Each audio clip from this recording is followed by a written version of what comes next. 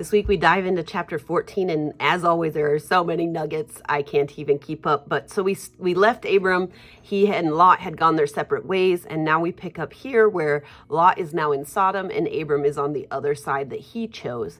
And in this time, there are several kings that got together. There was one main king, Chedorlaomer, I could be saying that wrong, but he was the main king over several of these nations. So he was dominating power. And so for 12 years, it says that they served him, and then they decided we're sick of it, and they rebelled. And so we see that these kings come together to go against this main king. And in this, there's several things that happen. First of all, the main king is much stronger than them. And second of all, there are horrible asphalt pits everywhere. And so asphalt, like the things on parking lots, were everywhere. And so these kings were getting their butt whooped, including Sodom, the kingdom of Sodom. And so they were running away. They were dying in the asphalt pits, and they were losing. And so in this, Lot got taken away prisoner to go with this king's group. And so someone runs away, and it says that they run to Abram the Hebrew. Now, this is interesting because this is the first time Hebrew is used, and it's not used in the sense of Hebrew as in Hebrew of a group of people, but Hebrew in the sense of the word that it means to pass over to the other side. And so he was from the other side. And so they ran to where that guy, Abram, was on the other side because they knew Lot was his nephew.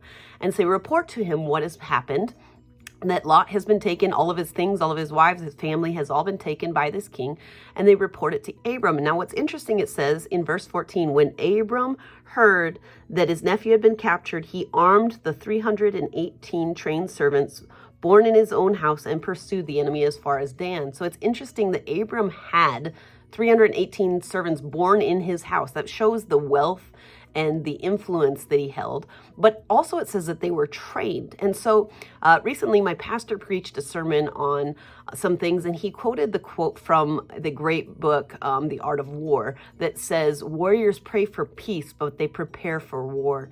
And so I think it's interesting because I think we have a part to play in making sure that we keep and we are good stewards of all that God gives us. And so Abram knew that God had given him this wealth and given him these people, that he had been prospered by God.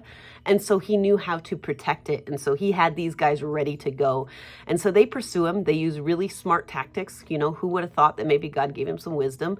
And they attack at night and they divide and conquer. And so they are able to bring Lot back. And the first thing that Lot does is go back to Sodom. I mean, how can we do that? Aren't we like that? You know, we sin and we mess up and God delivers us, and yet we still return to that sin. And so, you know, interesting enough, he goes back and Abram goes on his way, but he comes in contact with this great priest called Melchizedek. And verse 18 says, Melchizedek, king of Salem, brought out bread and wine, and he was the priest of God the Most High. And he blessed him and said, blessed be Abram by God, Most High, possessor and maker of heaven and earth. And blessed, praised, and glorified be God Most High, who has given your foes into your hand. And he, as in Abram, gave him a tenth of all he had taken. And so I find this so cool because Melchizedek there's not a lot about him in the Bible. If you study it out, there's only a few references in the Old Testament. And then in the New Testament, they reference him a lot. And they say that Jesus is after the priestly order of Melchizedek, which Melchizedek isn't recorded to have a father or mother. We don't know where he came from. We don't know his lineage, which is interesting because Jesus doesn't have a father. He was made directly by God. He was made in the womb of Mary by God. And so there's this interesting thought that he is what we call a type and shadow. Now, a type and shadow means something that's foreshadowing what's to come in the future. It's to show an example of what will come later on. And so Jesus is the only one that we see is both king and priest. And it says that he is that forever if you study out the New Testament. And so there's lots of speculation whether Melchizedek was a real person or whether he was an angelic being or whether he was Jesus in the flesh on earth, just making a pre-appearance before he comes to earth as Jesus. And so there's a lot of speculation. We're not clear on what exactly, which exactly one he is. But the point is that it doesn't matter. It was to show that God is going to do this great thing. He's going to make a king and a priest forever. And what I love is the first thing that Abram does to respond is he tithes. He gives back what he has, a tenth of what he has earned. So he took back spoils, more than just what he had gotten of Lot, but what he got, he gave a tenth back to his priest, his God, Melchizedek, to honor his God. You notice that they communed together. So they had communion, which was the bread and the wine, which is what we use to represent Jesus's body and blood. You know, all of these things are so interesting that they're parallels to what happens in the future. And then we see that he tithes, which a lot of people like to say this is why tithing is so important even for us, because some people say, well, it's an Old Testament law, but the law hadn't been written yet. Abram responded out of his heart of knowing God and his relationship with God. And that's what tithing is supposed to be about. It shouldn't be some pastor standing up there telling you to tithe because you're supposed to obey, which is true. But it should be from the heart of, look, God has blessed me and I want to give this back. And so we see that he gives back. And then last but not least, we see that the king of Sodom comes out and wants to reward Abram, right? Abram's just had this awesome encounter with Melchizedek. They praised God together. He paid his tithes. And now the king of Sodom comes out and he says, oh, I want to bless you. And Abram, in this moment of this relationship with God, said, no, you won't take away from my God.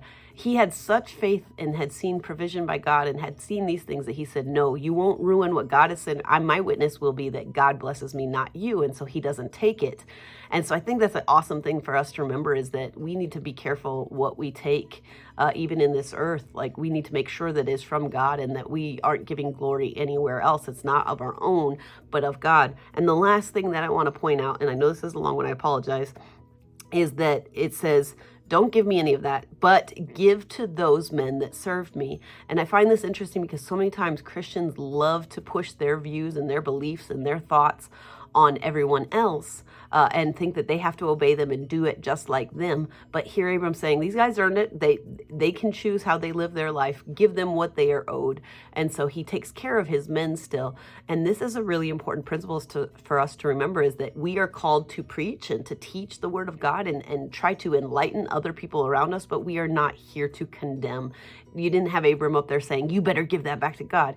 He knew that has to be based on relationship. And so today, I want us to remember that we have a relationship with God and that we can commune with him because of Jesus. And that just like Abram, that when he was in communion, God took care of him, God will take care of us as well.